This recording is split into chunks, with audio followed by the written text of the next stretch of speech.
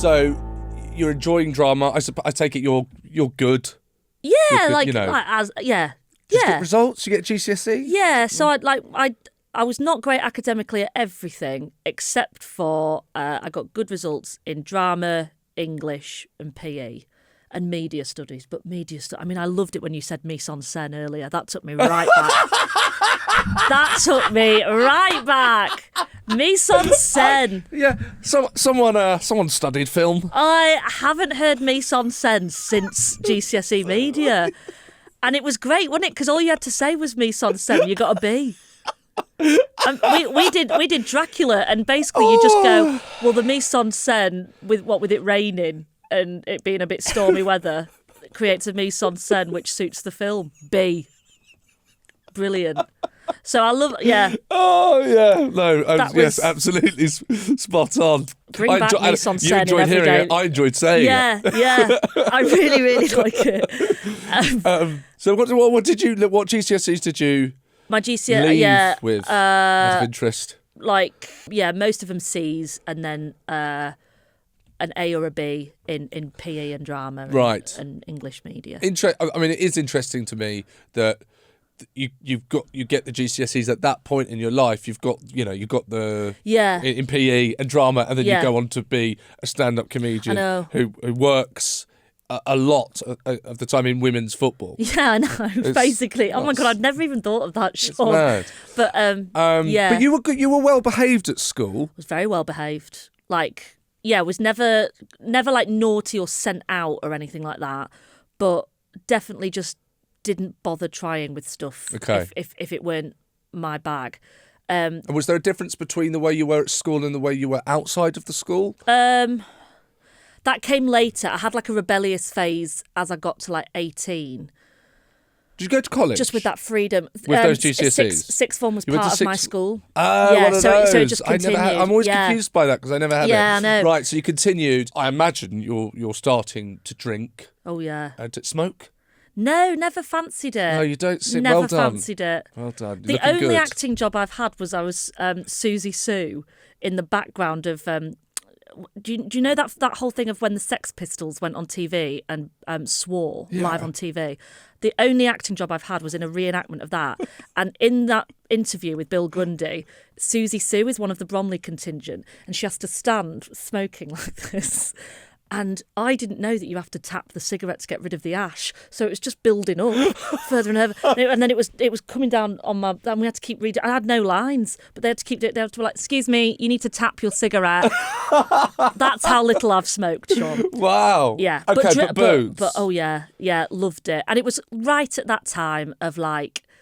It were, Geordie Shore was massive on TV, and that whole thing of Sun, Sex and Suspicious Parents, of like we went to Zante, did all that. Yeah. Proper fish bowls, Jaeger bombs. Well, fish bowls. Fish bowls, the big. You're making me feel old. What the fuck are you talking about? Fish bowls. Fish bowls, like a big bowl, like a fish bowl of like a woo woo or a Blue Lagoon, and you'd all just have like.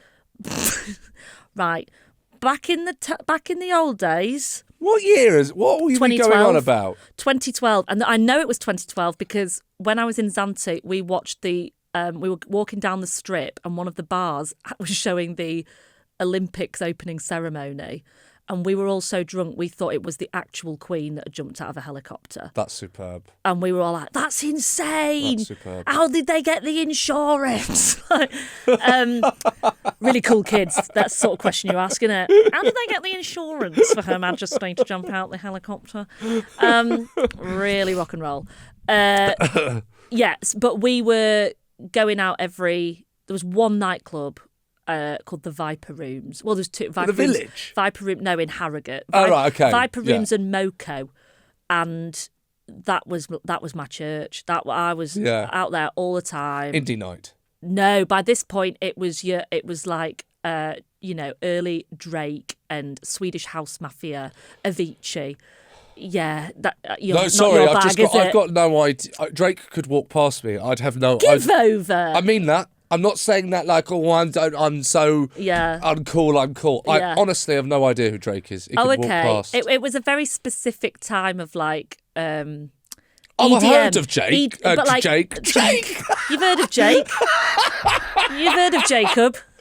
EDM was I think massive. you're mispronouncing Jake. You keep saying Drake.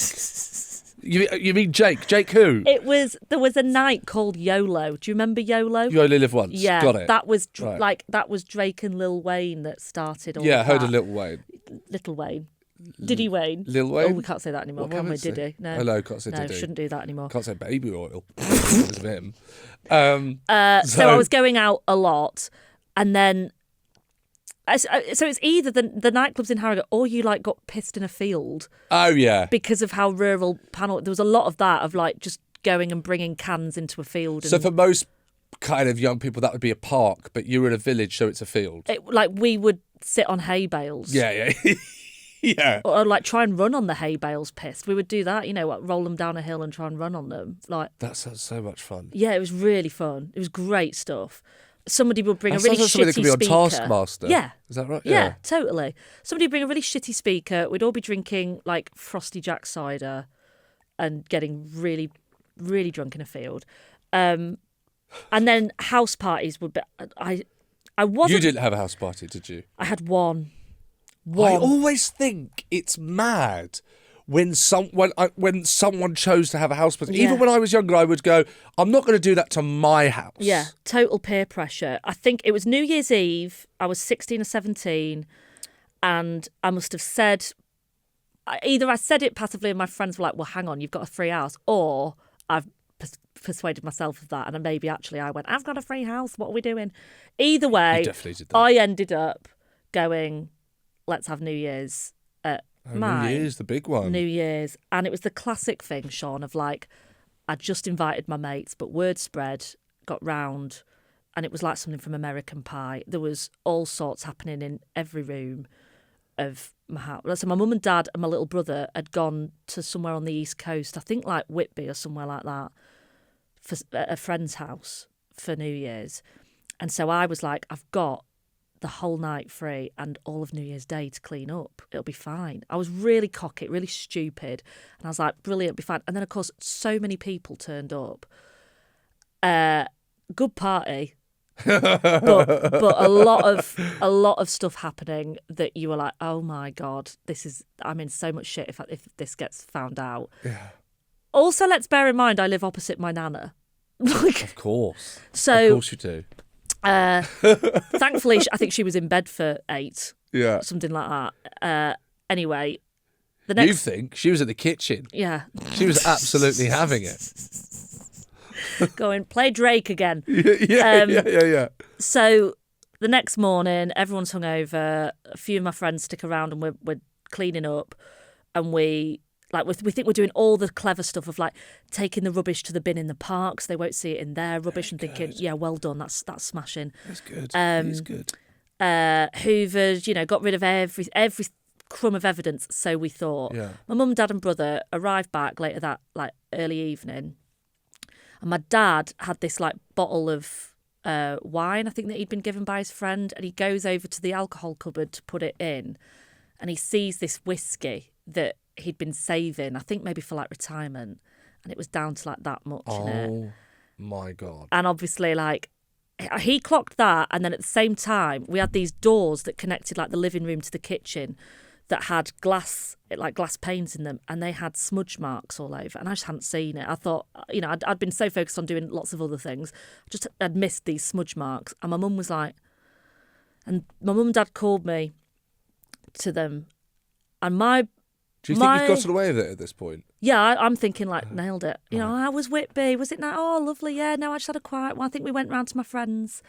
Oh God. And then my mum never really shouts when she gets angry. Instead, she goes very low and very slow. It's terrifying. Yeah. And she looked at me in the eye and she went, I'm going to ask you this once. Oh God. Literally, I still feel nervous when I tell the story. Yeah. She was like, I'm going to ask you this once, Maisie. Did you or did you not have a house party? And I thought, well, they know because the whiskey's gone and da-da-da, but I can still manage this. So I said, yes, I did. I'm sorry. But it was actually more of a small gathering, only 8 or 9 people came. I think it was 9 people. 9 people came, and it was quite a quiet one. But yes, I did. I'm sorry. And Mum went, name the 9. And I was like, So immediately I named like the 9 friends that my mum and dad like, the ones that they think are good influences, the one that I've grown up around. They're always like, this is yeah, good. yeah. So I was like, Heather, Luke. She went, phone Luke now, put him on speakerphone. Oh my God. You're not allowed to say anything. Literally, my mum, get her on the traitors. I ring Luke, he's on speakerphone, it's ringing out. My mum is just staring me down. Luke answers the phone and goes, oi, oi, Shagger.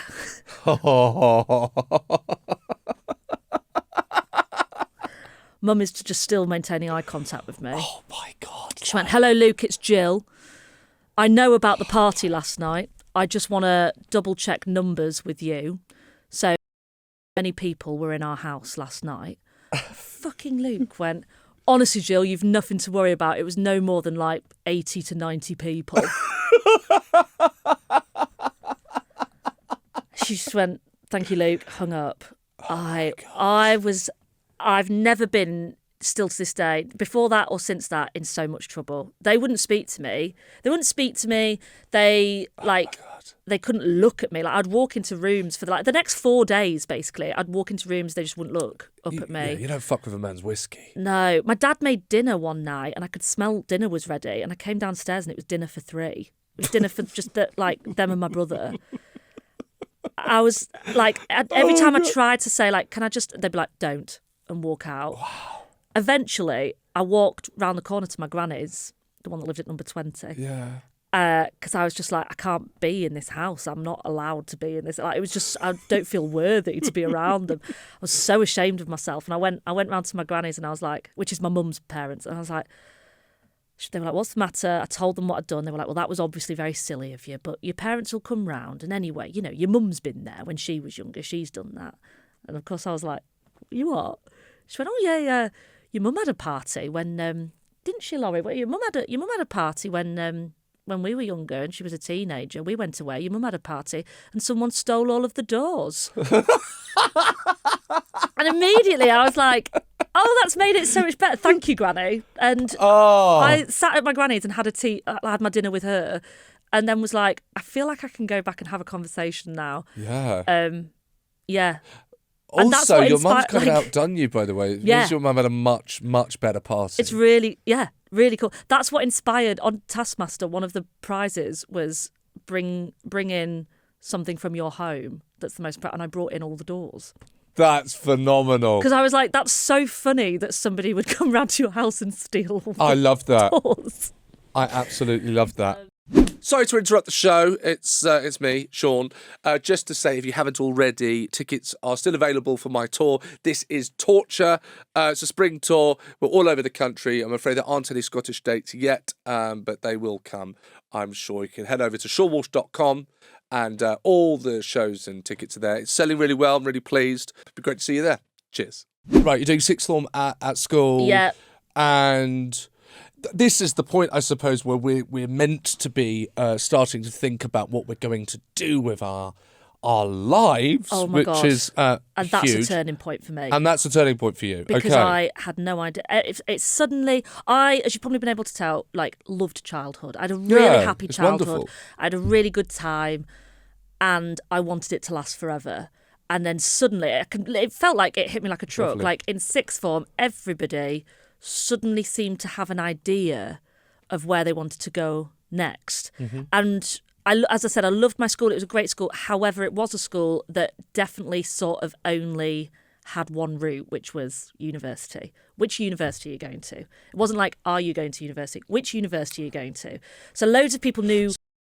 Sorry to cut you off there, but but it is interesting to me. Is remember what you're going to say. Loads of people knew, but that's not a working class thing for me. But if you were from a working class area, it'd be assumed that you weren't. You could go and learn a trade, and that'd be fine. And people did from our school, but it was in Harrogate, so it was quite middle class. Yeah, Harrogate's beautiful. Yeah, right, it was quite middle class, and it was quite a lot of university and academic university at that. It really there was always every year in the school newsletter, the people who got into Oxford or Cambridge had a photo together. Oh, and wow. they were celebrated. The people who got to... And it's like, some kids are going to like... Durham, that's still good. And some people are going to like any university and some people aren't, and that's still amazing. Yeah. But it was very skewed towards, isn't that, impressive? That's, yes. So the idea of pursuing anything that wasn't a respectable or academic, like even when you said, I'm going to go do drama, the immediate question was, and what's your backup? Yeah, okay. All right. Yeah. I'm going to guess that your parents didn't say what's your backup. Just from what I've got from the so far, or did they still say? No, they were encouraging of me. So what happened was everybody was going to university or starting to think about it. I was like, oh God, what do I do? Because I didn't know what I wanted to do, but I did know I liked performing. And Mrs. Bray, who was the drama teacher who had taught me through GCSE and now A-level, I remember she took me aside and she went, don't apply for university because you're not academic. And that sounds harsh, but it was the best thing she could have said to me. She went, go to drama school because that's practical. If you go to uni and do drama, you'll be doing dissertations and like theses. You'll be studying in an academic way, drama. Go to drama school, and she helped me with all my applications. She helped me fill them all out. She told me like, oh my God, what's this woman's name? Mrs. Bray. She was shout out to Mrs. Bray. Oh my God, don't. You met Mrs. Bray since? Yeah. Oh, I do a charity gig once a year wonderful. in my hometown, and the first 2 years we did it in the school hall because the school would give me the hall for no higher costs. Yeah. And we had like Rob Rouse, Barbara Nice, and I think Lauren Patterson at the gig. And the green room, therefore, was the physics lab, Mr. Crane's physics lab, which was next to the drama block. And when I was setting up this is like only 6 years ago, when I was back in the school halls, which is really weird. So by this point, you've done like 5-hour shows. Yeah. I go into this and I'm like setting up the gig, and I went into the drama corridor, and she's kept... Like, anytime I was in the school paper, anytime I was in the local paper. No, I'm going to go. It's honestly, like, when she got the TV listings of when I was first on Mock the Week, she's pinned up there. Oh, God. No. I know. Like, don't. She's a proper pivotal person for that. Oh, God. So she told me, do drama school, and she helped me with all of that. So come on, Seann, man. Have you got? Everything got me. I'm tired. I've got 2 kids. I'm tired. That got me. That's really, really, really, really sweet. Yeah. That is so sweet. Go on. She's really good. I know.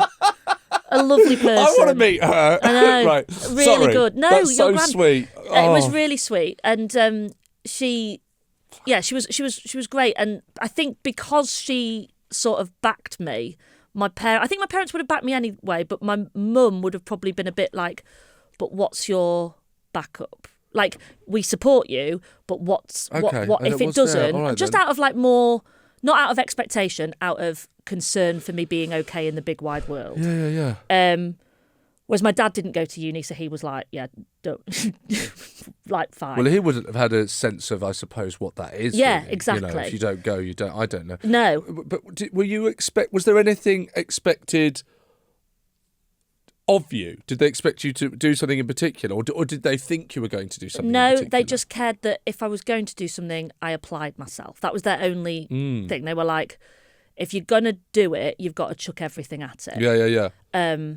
Which was really lovely of them. Yeah. Because I did. And they were fine with it as long as it was not I don't know what else to do, so I'll just do this.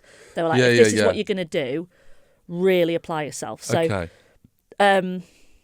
That's where but I can remember still thinking, I think I want to do, like, performance. I want to perform. But when you're at school, nobody's going like, stand up. You could become a stand up. Like, your careers lady isn't going, what about stand up comedian? That Michael McIntyre's pretty good. Like, whereas at least drama goes, well, you could pursue drama because you can try and be an actor, and then you could then work in like the community, and you could be a theatre director, or you could be you could facilitate workshops, and you could, it feels like there's a few backup careers or there's a few strands that you can go into as an actor that aren't just straight acting. Yes, the industry. Yes, yeah, itself. yeah. I was going to ask, where stand up the business was at this point in your life. Gosh. What was Live at the Apollo? No. Yeah, Live at the Apollo was on. That was like the big thing. Mock the Week was huge. I used to come home and just watch Mock the Week on YouTube, like the scenes we'd like to see, or Whose Line Is It Anyway? I like any of that sort of like improv stuff. Yeah, like, yeah. I'd really enjoy that. Things where it was just people going with, like, I guess now watching crowd work clips. I enjoyed watching things where it could go wrong. Right, yeah, and it felt improvised. It felt improvised and not kind of like, hello, I'm here to talk about, I know what you're thinking, Brokeback Mountain, like, you know. Yeah. So yeah, like I used to go to stand up all the time with my dad. Like we would go and see stand up shows, tour shows when they came to like Harrogate and Leeds. How old were you? When I was about 16, so that would have been like 2010. Yeah. So was like comedy a thing that you and your family? Yeah. Like they took me to see Lee Mack for my 16th birthday in Sheffield. Like, I really loved. But my mum and dad really loved stand up. Like it was like going to see the football or going to see a gig. And were you ever watching those stand up shows, kind of, fantasizing about that being you up there? Probably not fantasizing, but definitely like, I wish I had that life. Like, but not. I think that could be me. Yeah. God, that would be amazing to do that. I remember Lee Evans did a work in progress at Harrogate Theatre, which must have been just before he retired, actually, mustn't it? Yeah. It was like, this would have been what, 2010, something like that, 2009, and he came on with a wad of paper, I saw him like work. we buy for a printer. Yeah. And he'd just go a joke on each piece of paper, and if it worked, he'd put it on the left-hand side, and if it didn't work, on the right. And I thought, because that was the first peek behind the curtain, because everything else I'd seen had been tour shows. Yeah. I was like, oh my God, I'm seeing how it works. It was like sort of revealing the secrets to it, and I could suddenly kind of join the dots in my head of like, oh, that's what he's doing, and then he's going to take all the bits that work and he'll probably rewrite those. And I was like, oh, but I never watched that and went, oh, I'll do it. Yeah. But I remember thinking it was really cool. The same way I would watch bands. I've never been able to play an instrument, but I would watch bands and be like, that's really cool. But never for a second go, I'll probably play Glastonbury. Like, yeah. Do you know what I mean? Yeah, absolutely. But again, I keep saying it's interesting to me, but it genuinely is that you were going to see stand-up. And all right, you might have not been going one day, that's me, but your parents, that's they it. take you but to I the think theatre that's the and thing take you to that stand-up. Why it felt kind of a panicky moment as I got towards the end of school life, like in sixth form, was everybody had a direction. I knew I liked performing, but I didn't see I knew deep down I wasn't going to become an actor, I don't think. Or I was like, that's against all odds. And it's so dependent on other people, as we know. You know, you've done acting, Seann. It's very like stand up. You write what you want to say. You say it. It depends on you if you get the laugh. Acting, it's so dependent on so many other factors.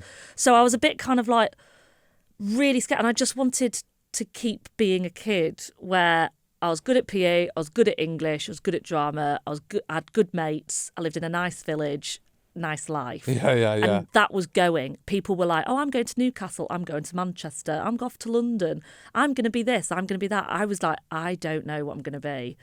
I think it's performance. My teacher says do drama school, not uni, so that's helpful. I'll do that. But it was very kind of like suddenly my nice little bubble was going. I mean, most people are probably like itching to leave when they get to that age. Yeah. I was sort of like, and the mad thing is actually once, like now, I go home and I'm like, oh, I couldn't live here. I like being out in the big wide world. But it was just so scary because I didn't know what I was leaping into. Yes. Everybody else was like, oh, I can't wait to get into the big wide world because I want to do this and I want to do that. I was a bit like, okay. So did you apply to drama school? I applied to all these drama schools. Around the country? Yeah. Just wherever? Yeah. I went and did, I think there was about 15, 16 that I did. And I didn't get into any. How do you apply, by the way, to drama school? Just like an application form, or just send in a video, like a self-tape? No. You you had to apply, and then they'd send you back. Right, your audition will be on this day. Come to this building. Your audition's on that day. Oh my God, Seann! I remember going to. Oh my. Yeah. Fucking God! I remember going to RADA, and my dad drove me down. Oh my God! And he was so stressed about the parking situation because it's off Googe Street. I mean, if you live in a village, and then you're driving to Googe Street, I know where RADA is. Bearing in mind what he's like in London now, he drove me down, and then he was like, he was so stressed about parking up somewhere, and he dropped me off. And I had to prepare 2 monologues, a classic one and a modern one. And I went in and I did my classic one from Shakespeare. Yeah. And they went, all right, thank you. And I was like, I've got my modern one. They were like, that's fine. And I went out. And so I'd been there for like 2 minutes. And my dad had said something like, I'll be parked over here. I'll see you in about, what will it be? I said, maybe half an hour because there'll be a queue until I get called in, maybe an hour. And so I'd said minimum half an hour because I can remember him stressing about how long he needed on the meter. And he wanted to stay in the car because he thought he might get done for he was just stressing. Yeah. And this person just said, yeah, thank you, that's fine. So I walked out and I went and sat in the loos at RADA for 40 minutes because I couldn't go out and say to my dad like, oh, they've I thought he'd be like, you know those people on X Factor when their family come barging in going, let her sing again, let her sing again. She's going to be a star. What do you mean you cut her off? But I couldn't. It was awful. Yeah, it was awful. Yeah. It's so strange, isn't it? Because you telling me that now, and with me knowing what that girl will go on to do, even with I know what follows, it's still heartbreaking. It's horrible, and it was £50 to audition. Of course just to be there. Of course it was. £50. Yeah. My dad had driven me. He'd taken a day off work, driven me down, waited outside, and I was just like on this loo. I can remember and hearing people coming in and out the toilet, and practicing lines and walking out, and I was just like.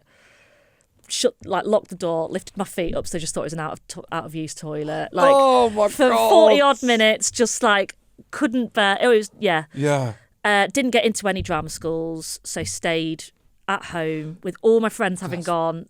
Still living at home in this village. How old were we at this point? Sorry, 18. Just worked. It's quite a lot of rejection. Yeah, for 18-year-olds. Yeah, so I Excuse me. I mean, how bad were you? I know, I'm just terrible. Yeah, really, truly bad. But no, I don't know. Did you just brush that off, or was there anything? Yeah, I did. I did brush it off. To be fair to myself, I just brushed it off and was like, go again. I guess sort of telling myself, if you want to be an actor, you're going to have to get used to rejection, so go again. Amazing. But that's not unlike what we do now as comedians. You have a bad gig, you can't sit and wallow in it forever. You've got to go. Fuck it, we go again. So I'll put a gig in. Yeah. If I've not got, you do new material, do the set, doesn't work, I'll make sure I then put in a gig for the next day because I can't. I can't bear walking around with that feeling. No. I need to fix it, which is probably a bit like you. That was absolutely it. I booked myself in for I went to an audition masterclass course. I worked my arse off in retail. I love this. This is amazing.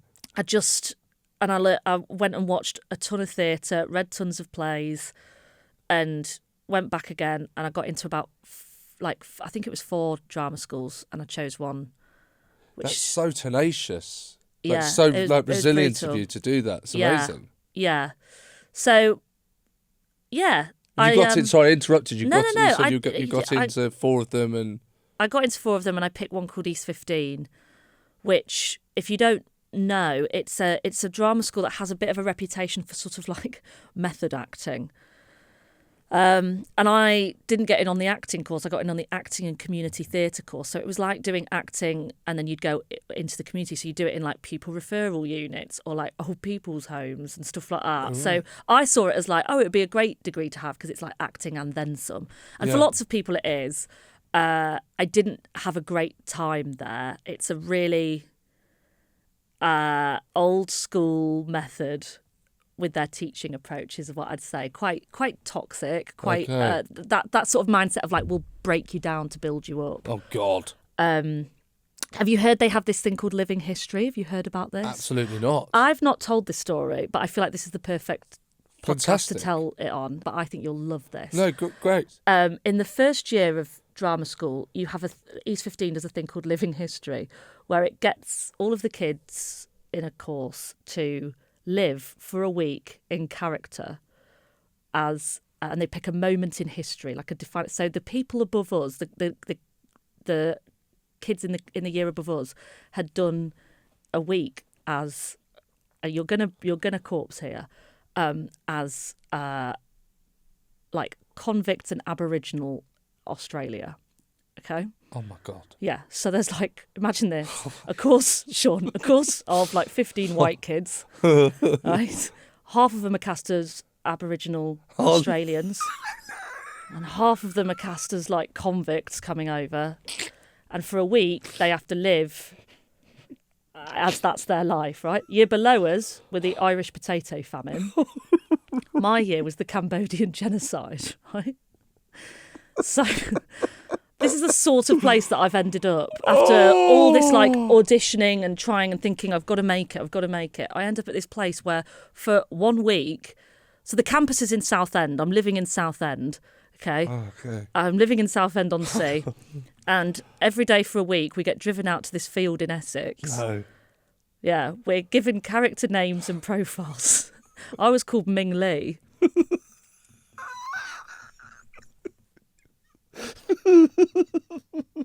It's so bad when you think about it. I mean, not even when you think it's just objectively not okay. And I was given a sickle and I was having to pretend to rice farm for like 9 hours a day in this field.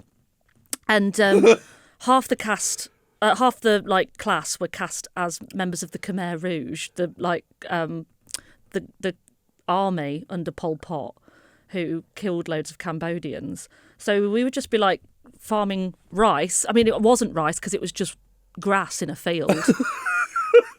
And then out of nowhere, like on like day, and then you'd have to drive home in the van still, and this teacher would be going, stay in character.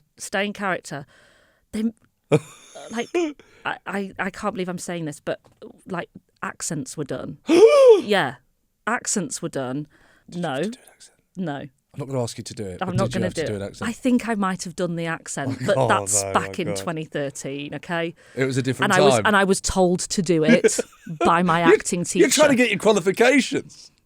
I was trying to create the mise en scène. Yeah.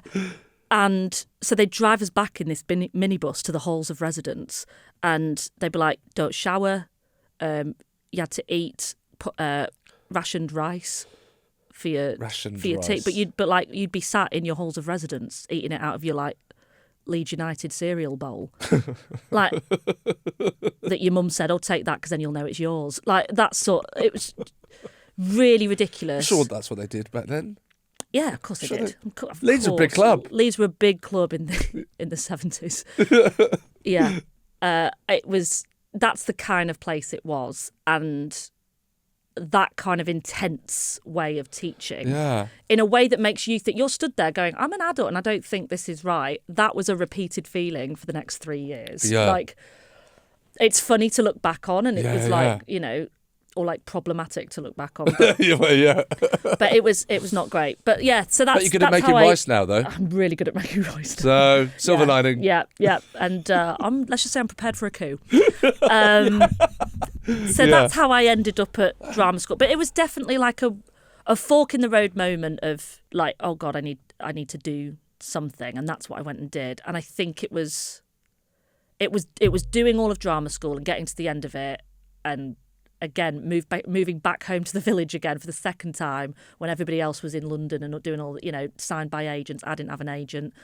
That I was just like, oh my God, what do I do? And it was out of that sheer, like, one step forward, two steps back, frustration, living back at home in my childhood bedroom. Obviously the torsos had gone by that point. I was 22. We will take your word for that. Yeah, I don't believe you. And that's what made me eventually do stand up at Ilkley. Was just like, I need to do something. and preferably in my own accent. Yeah. Did E15? East 15, yeah. East 15. Did that put you off acting at all? Yeah, I think a bit. Yeah. I think a bit because it was so sort of done as if like that's the only way you can be an actor. That's the only way you can do it. And I'm not an actor, and I now know actors who achieve great performances through much less problematic methods. And yeah, it was just not a nice place, and it was not a place that cared about your personal kind of well-being. Yeah. It seems like, and obviously I'm just hearing that this story for the first time, and in a kind of almost. I mean, you were so good at telling it, but it's condensed. It's a condensed soundbite of these 3 years that you experienced. But hearing about your childhood, how clearly fun you were, how much your life seemed to orientate around having fun, and then that just didn't. Completely that sounds suppressed intense it. and serious, and you're gonna have to go through it to get the results. Totally. It just doesn't seem like that would suit you. I might as well have joined the army. Yeah, exactly that. It was exactly that. Yeah. And I still say now, I'm like, I shouldn't have gone to that drama school. Although, like, Mrs. Bray was right, her advice, she wasn't to know that was what it was going to be. But, like, I still think, knowing what we know now about stand-up, you go, oh, my God, as I said at the very start, there's not a right way or wrong way to enter it. It's so kind of... Yeah. It's got its flaws, don't get me wrong, but it's the closest thing, I think, to, like, a meritocracy of you forge your own way and you create your own voice, develop your own act, and get your own way into the circuit. Yeah. Like, that well, I didn't need to do uni. And then my mum always says, like, well, if you weren't that... and that is true, of like, if you weren't that unhappy and sort of like fulfilled from everything, you wouldn't have gone, fuck this, I'm going to give stand-up a go. I probably wouldn't. If I'd have gone and done a degree I quite enjoyed, I'd have gone into a job that I quite enjoyed. Yeah. And I'd have lived a life that I quite enjoyed, but I needed essentially that like kick up an arse to go do something that makes you feel in equal parts terrified and alive. Yeah, I love that. I think that's we'll never know, but I think that sounds right to me. Yeah, the fact that it's a fuck this moment. Yeah, that's exactly it, Sean. Yeah, stand up a lot of the time when you begin is you've jumped without the parachute and you've just gone, fuck it, I've got to do it. Yeah, totally. This plane's on fire. Yeah. Which is the metaphor for your drama school. Yeah, there's a plane being on fire, and you've got to jump now. Yeah. You've got no choice. Yeah, and totally. You're jumping into stand up. So, that's amazing. But you also knew, I would say, we speak to lots of people. We know all of our, our friends and colleagues over the years, and we know a lot of their ways into stand-up. But listening to your whole story, all of it almost feels like more than anyone I've spoken to. Maybe that's unfair, but like all of these different moments and steps that you had in your life lead you to stand-up. You're not going into stand-up without a kind of concept of what this is. Yeah. And also the fact that you used to go watch tour shows. And again, all right, this will be a coincidence, I think. Yeah. But you used to watch tour shows and then your first show is an hour. Yeah. Maybe that's not a coincidence. I think that's why I thought it was normal. That's what I mean. The only stand-up I'd witnessed was tour shows, and like, yeah, I asked for my Christmas presents like 3 years in a row. Well, I wanted the DVDs of my favourite comedians. It was like Lee Evans Big at the O2. Amazing. Like, that's what I wanted for Christmas, and that's what I watched. So that's what I thought stand-up was. Yeah. I didn't know about these open mic gigs which have 16 people on a lineup. Yeah. And it's each person doing 5 minutes. Yeah. Half of them dying on their arse. Like, half the audience made up as your bringers, their mates coming along. I didn't know that. Or sometimes just the audience of the comics, and they go, "Should we still do it? No one's turned up, but should we still do it?" I didn't know that was a thing. Mad? After my first gig, I remember then like applying for a gig down here in London, and they went, "You need to send us the video." and I sent them. The hour. It had to be a Dropbox link because it was too big to send as a fucking email. And I think they thought, because they're running a little open mic, they thought, oh, bloody hell, she's done an hour. Yeah, you can come and do it. And it was my second gig. So I then just used to get the megabus down to London, where I was gobsmacked at how you could jump from like gig to gig to gig in a night. I would come on the megabus down to London. I used to stay in this hostel behind the Camden Head on Camden High Street. Yeah, I know it. Yeah. And it would sleep 12 people to a room. And I used to stay there, and I would do that gig in Stockwell, that Comedy Virgins gig. Right. Then one above the Camden Head.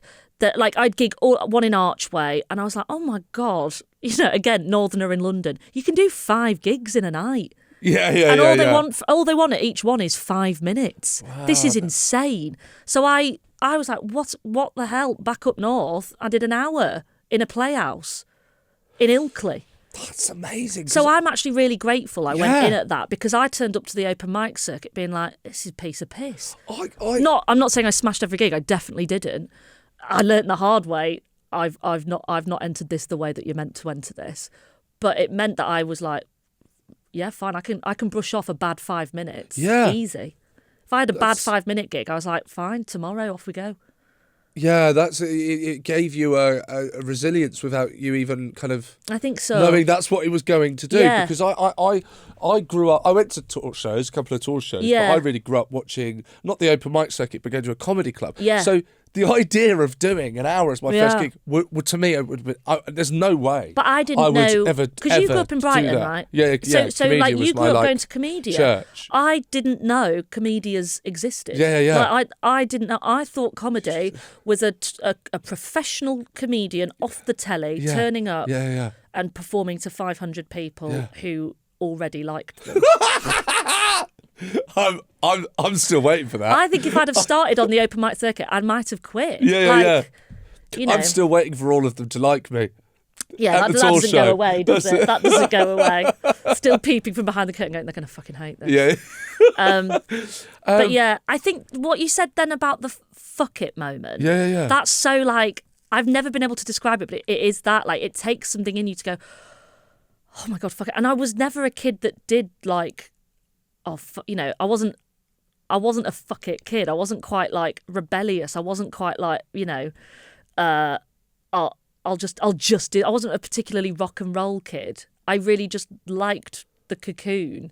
And then when I ran out of childhood, it was a bit like, oh God, where to go? So I think that was the first time actually of like going, fuck it, let's go a bit rock and roll with this and do something for you. Ran out of childhood is a lovely phrase. Yeah, I think that's what I did. That, but I love that. Yeah, I did. I ran out of road. Like, I was like, oh God, I've got to grow up. What do grown-ups do? Well, university, but Mrs. Bray said don't go to university, so go to this. And then that was weird and awful. And I just sort of went back and was like, what do I really like? I love stand-up.